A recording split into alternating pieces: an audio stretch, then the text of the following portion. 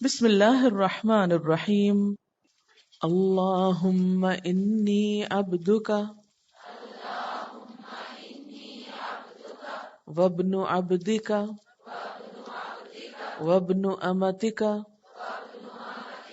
ناصیتی بیدک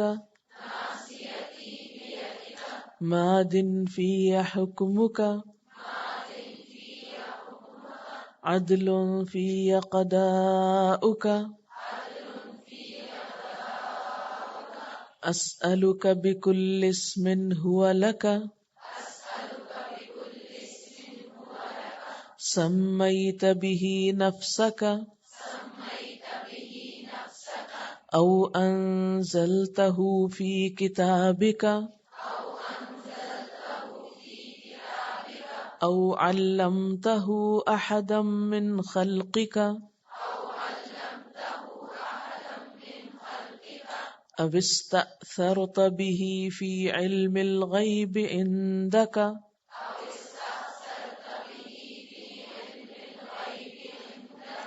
ان تجعل القرآن العظیم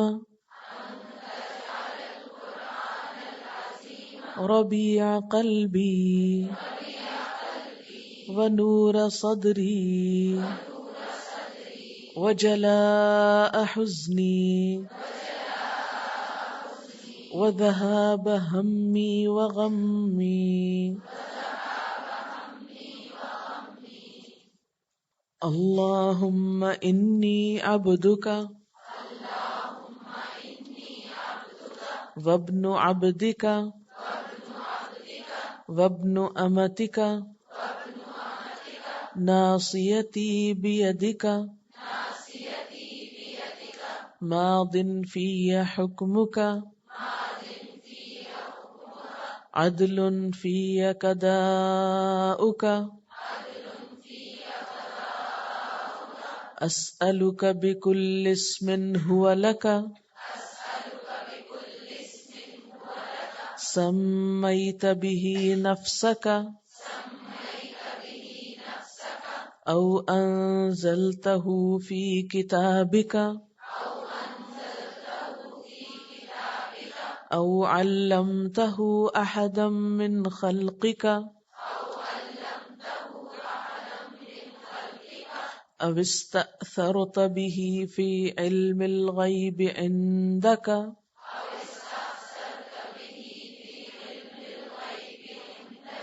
ان تجعل القرآن العظیم ربیع قلبی ونور صدری وجلاء حزنی وذهاب ہمی وغمی. ترجمہ: اللہم اے اللہ، انی بے شک میں عبدکا تیرا بندہ ہوں، وابنو اور بیٹا ہوں عبدکا تیرے بندے کا، وابنو اور بیٹا ہوں امتکا تیری بندی کا، ناصیتی میری پیشانی کے بال بیدکا تیرے ہاتھ میں ہے، مادن چلتا ہے فیا میرے بارے میں حکم کا تیرا ہی حکم، عدل عدل ہے فیا میرے بارے میں قضاء کا تیرا فیصلہ، اسألک میں سوال کرتا ہوں تجھ سے، بکل اسم ہر نام کے ساتھ، ہوا لکا جو تیرے لیے ہے، سمیتا تو نے نام رکھا بہی ساتھ اس کے، نفس کا اپنی ذات کا، او یا انزلتہ نازل کیا تو نے اس کو، فی کتاب کا اپنی کتاب میں، او یا علمتہ سکھایا تو نے اس کو، احدن کسی ایک کو بھی، من خلق کا اپنی مخلوق میں سے، او استأثرتا یا ترجیح دی تو نے بھی اس کو، فی علم الغیب علم غیب میں رکھنے کی، اندکا اپنے پاس، ان کہ تجعل القرآن العظیم تو بنا دے قرآن عظیم کو، ربیع قلبی میرے دل کی بہار، ونور صدری اور میرے سینے کا نور، وجلاء حزنی اور میرے غم کو دور کرنے کا ذریعہ، وذہاب ہمی وغمی اور میرے تفکرات اور غم کو لے جانے کا سبب۔ اے اللہ میں تیرا بندہ ہوں، تیرے بندے کا بیٹا ہوں، تیری بندی کا بیٹا ہوں، میری پیشانی تیرے قابو میں ہے، میرے حق میں تیرا حکم جاری ہے، تیرا فیصلہ میرے بارے میں انصاف کے ساتھ ہے۔ میں تجھ سے سوال کرتا ہوں تیرے ہر اس نام کے واسطے سے جو تو نے اپنے لیے پسند کیا ہے، یا اپنی کتاب میں تو نے اتارا، یا اپنی مخلوق میں سے کسی کو سکھایا ہے، یا اپنے علم غیب میں تو نے اس کو اختیار کر رکھا ہے، اس بات کو کہ تو قرآن مجید کو میرے دل کی بہار، میری آنکھوں کا نور بنا دے، اور دور کر دے میرے رنج و غم اور فکر و پریشانیوں کو اس کے ذریعے۔ یہاں ایک بات یاد رکھیے کہ آپ چونکہ خواتین ہیں، اس لیے عبد کے جگہ پر آپ امت کا لفظ لکھیں گے اور بولیں گے بھی۔ صرف یہ جو شروع کا لفظ ہے نا، اللہم انی عبدک، تو اس کے عبد کے اوپر امت لکھ لیجیے، الف میم تے، اور وبنو کی جگہ بنت لکھ لیجیے، اور عبد پھر دوبارہ آیا ہے تو پھر اس کو امت لکھ لیجیے، اور پھر ابن آیا تو اس پہ بنت لکھ لیجیے۔ یعنی دو لفظوں کو آپ نے دو میں تبدیل کرنا ہے۔ کیسے؟ عبد کو امت میں اور ابن کو بنت میں۔ اس طرح ترجمہ کیا ہو جائے گا؟ اے اللہ بے شک میں تیری بندی ہوں، بیٹی ہوں تیری بندی کی، اور بیٹی ہوں تیرے بندے کی۔ ٹھیک ہے، اب میں آپ کو دوسرے ورژن میں کہلواؤں گی۔ اب آپ دیکھیے کہ میں جس طرح پڑھ رہی ہوں، کیا آپ کے پاس ایسا ہی لکھا ہوا ہے؟ اللہم انی امتک بنت امتک بنت عبدک ناصیتی بیدک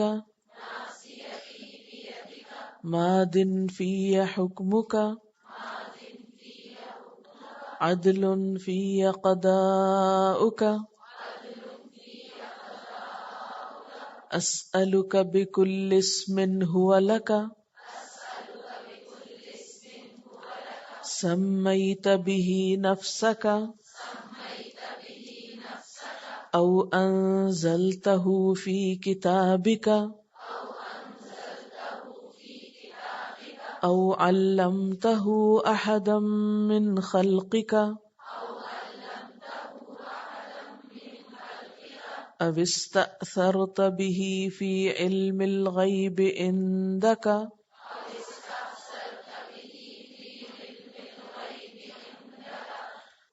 ان تجعل القرآن العظیم ربیع قلبی ونور صدری وجلاء حزنی وذهاب ہمی وغمی۔ اس دعا کے بارے میں ایک روایت میں آتا ہے کہ اللہ تعالیٰ کا وعدہ ہے کہ جو شخص غم اور رنج کی حالت میں اس کو پڑھے گا، اللہ تعالیٰ اس کے رنج و غم کو خوشی میں بدل دیں گے۔ یعنی یہ صرف قرآن پاک کے پڑھنے کے بعد ہی نہیں پڑھنی چاہیے، بلکہ اگر کسی قسم کی بھی کوئی پریشانی ہو، دکھ ہو، تکلیف ہو، اس موقع پر اس دعا کا پڑھنا بہت مفید رہتا ہے، کیونکہ اس کے پڑھنے والے کے لیے اللہ تعالیٰ کا وعدہ ہے کہ وہ اس شخص کے غم کو ضرور خوشی میں بدل دے گا، اس کا بہتر نعمل بدل عطا کرے گا۔ تو اس میں کیا سکھایا گیا ہے؟ پہلے تو انسان کی عاجزی کا اظہار ہے کہ اللہ میں تیرا ہی بندہ ہوں، اور بچہ یا بیٹا بھی تیرے بندے کا اور تیری بندی کا ہوں، یعنی میرے ماں باپ بھی تیرے ہی بندے تھے۔ ناصیتی بیدک، میری پیشانی تیرے ہاتھ میں، یعنی میں تو پورے کا پورا تیرے قبضہ قدرت میں ہوں۔ ماضٍ فی حکمک، مجھ پر تیرا ہی حکم چلتا ہے، یعنی میں اپنے آپ کو تیرے حوالے کیے ہوئے ہوں۔ عدل فی قضاؤک، میرے بارے میں تو جو بھی فیصلہ کرے میں اس کو عدل پر مبنی سمجھتا ہوں، مجھے یقین ہے کہ تو مجھ پر ظلم نہیں کرے گا، تیرا ہر فیصلہ انصاف کا فیصلہ ہے۔ اسألک، میں تجھ سے سوال کرتا ہوں، میں تجھ سے دعا مانگتا ہوں۔ کیسے مانگتا ہوں دعا؟ بکل اسم هو لک، ہر نام کا واسطہ دے کر جو تیرا نام ہے، یعنی تیرے تمام اسماء حسنی کا واسطہ دے کر تجھ سے دعا کرتا ہوں۔ سمیت بہ نفسک، وہ سارے نام جو تو نے اپنے ذات کے لیے رکھے، او انزلتہ فی کتابک، یا تو نے ان کو اپنی کتاب میں اتارا. یعنی جو بھی تیرے نام ہیں، کچھ تو ایسے نا جو ہم کو معلوم ہے اور کچھ ایسے جو ہم کو پتہ ہی نہیں، لیکن جتنے بھی تیرے نام ہیں ان سارے ناموں کا واسطہ دے کر میں تجھ سے دعا کرتا ہوں. او یا کون سے نام؟ انزلتہ فی کتابک، جو تو نے اپنی کتاب میں اتارے ہیں، یعنی جو قرآن پاک میں تیرے نام آئے ہیں وہ سارے نام بھی. او علمتہ احدا من خلقک، یا کوئی بھی ایسا نام جو تو نے اپنی مخلوق میں سے کسی کو بھی سکھا دیا ہو.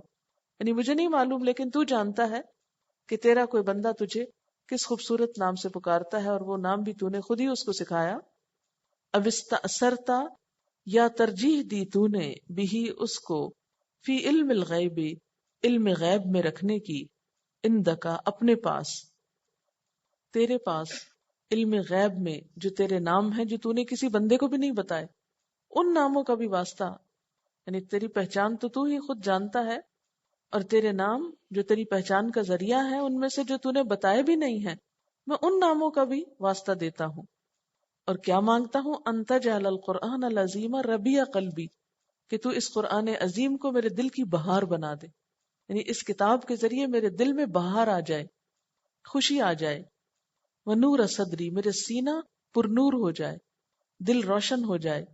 وجلاء حزنی، میرا غم اور فکر دور ہو جائے. وذهاب ہمی وغمی، سارے فکر، ساری پریشانیاں، سارے غم سب چلے جائیں.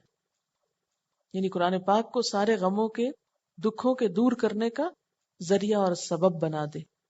اب دیکھیے کہ یہاں پر ایک تو اللہ تعالیٰ کے ناموں کا واسطہ دیا گیا ہے. قرآن پاک میں بھی آتا ہے وَلِلَّهِ الْأَسْمَاءُ الْحُسْنَى فَادْعُوهُ بِهَا، اللہ کے ہیں سارے اچھے اچھے نام، تم اس کو ان ناموں کے ذریعے پکارو، ان ناموں کے واسطے سے پکارو. اور پھر فائدہ کیا ہے کہ دلوں کو حقیقت میں اطمینان تو اللہ کے ذکر ہی سے ملتا ہے. الا بذکر اللہ تطمئن القلوب، تو اللہ کے ذکر کی سب سے بہترین شکل کیا ہے؟ اسی کی کتاب، اسی کی باتیں. ہاں؟ آپ کسی بھی انسان کو جب یاد کرتے ہیں تو کیا یاد کرتے ہیں؟ اس کی باتوں کو یاد کرتے ہیں نا، یا اس کی صفات کو یاد کرتے ہیں. تو قرآن پاک میں کیا ہے؟ یہ اس کے الفاظ ہیں، اللہ تعالیٰ کی صفات ہیں، اس کے کمالات ہیں، اس کے احکامات ہیں، یا اس کی باتیں ہیں. اور ویسے بھی قرآن پاک جو ہے یہ دلوں کے زنگ کو دھونے کا ذریعہ ہے. نبی صلی اللہ علیہ وسلم نے فرمایا دلوں کو زنگ لگ جاتا ہے جس طرح پانی سے لوہے کو زنگ لگ جاتا ہے. لوگوں نے کہا یا رسول اللہ صلی اللہ علیہ وسلم پھر ان کو کس طرح صاف کیا جائے، یعنی دلوں کا زنگ کیسے دھویا جائے، کیسے دلوں کو چمکایا جائے؟ آپ نے فرمایا موت کو زیادہ یاد کرو اور قرآن کو بہت پڑھا کرو. ابن عباس سے روایت ہے نبی صلی اللہ علیہ وسلم نے فرمایا بے شک وہ شخص جس کے دل میں قرآن کا کچھ بھی حصہ نہ ہو وہ ویران گھر کی طرح ہے. جس دل میں قرآن نہیں یا قرآن کا کچھ بھی حصہ نہیں، یعنی زبانی یاد نہیں اس کو، یا اس کی سمجھ بوجھ نہیں، یا اس میں غور و فکر کی صلاحیت نہیں، تو وہ اجڑے ہوئے گھر کی طرح ہے. تو دلوں کی ویرانی قرآن سے دوری کی وجہ سے، اور دلوں کی آبادی کس سے ہے؟ قرآن پاک کے پڑھنے پڑھانے کی وجہ سے ہے. چلیے اس سوچ اور احساس کے ساتھ پھر پڑھتے ہیں. اللہم انی امتک بنت امتک بنت عبدک ناصیتی بیدک ماض فی حکمک عدل فی قضاؤک اسألک بکل اسم هو لک سمیت به نفسک او انزلته فی کتابک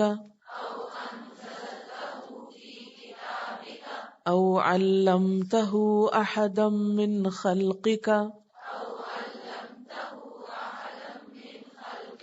او استأثرت به فی علم الغیب عندک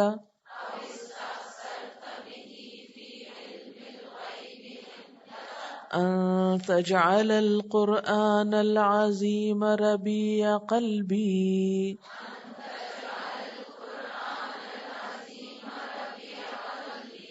ونور صدری ونور صدری ونور صدری وجلاء حزنی وذهاب همي وغمي وذهاب همي وغمي